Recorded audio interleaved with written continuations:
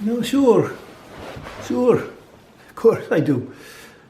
What else would a young fella be thinking about?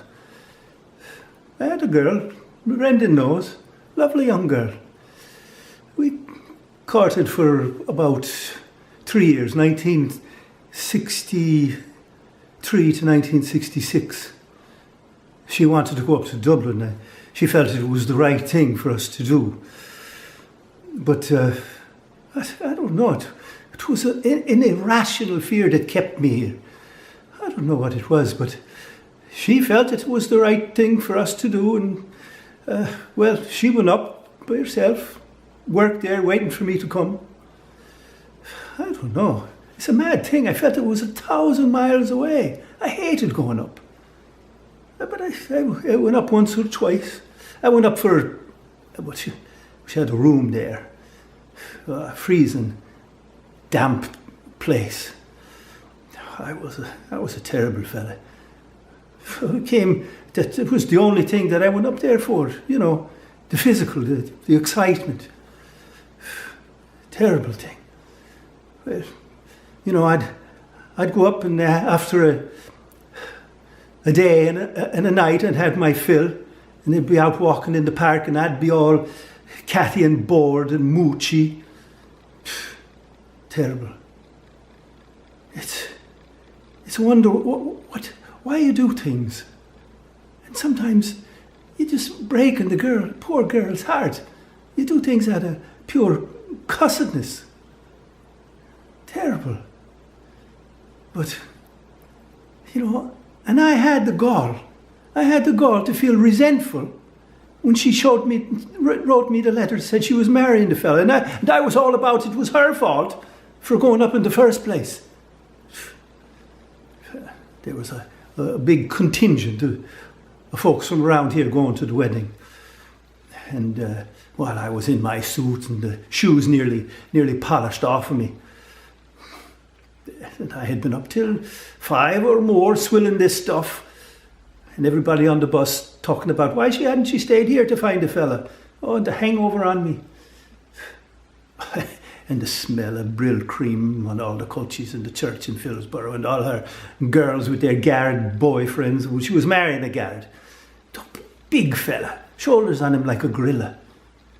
And when they were coming down the aisle, I caught her eye, as if I was saying, enjoy your gorilla. Because I got all my years ahead of me.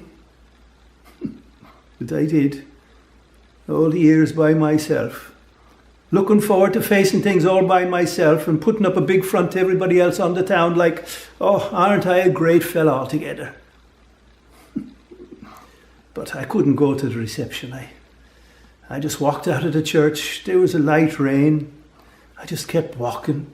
It was a dark day, like there was a roof over the town.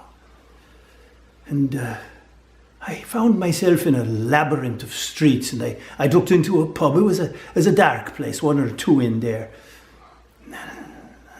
And I sat down.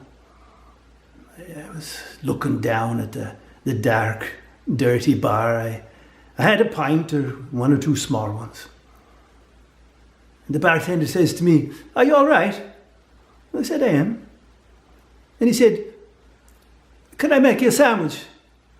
Man says he could. And just him doing that, I nearly cried. Just doing this, you know. And I watched him. He took 2 slices of fresh loaf, and he buttered them, spreading it all around. Then he cut slices of cheese and cooked ham and onions from a jar, and he put it all on a plate, and he sliced it down the middle, and he put it in front of me. Then he folded up his newspaper, put on his jacket, and went out for his break. And then there was another barman then.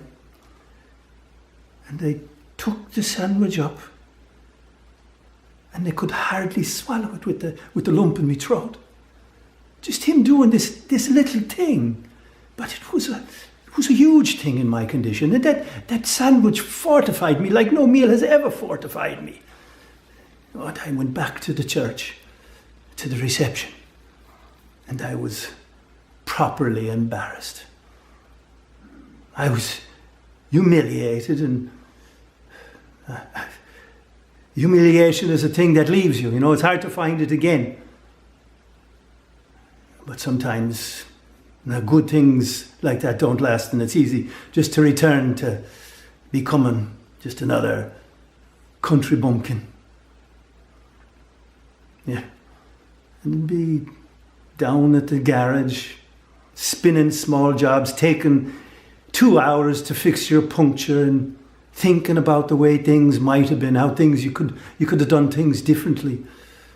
And think about that look I gave her in the church. You should only catch someone's eyes for the right reason. That's right. And there's not one day that I don't wake up without her name in the room.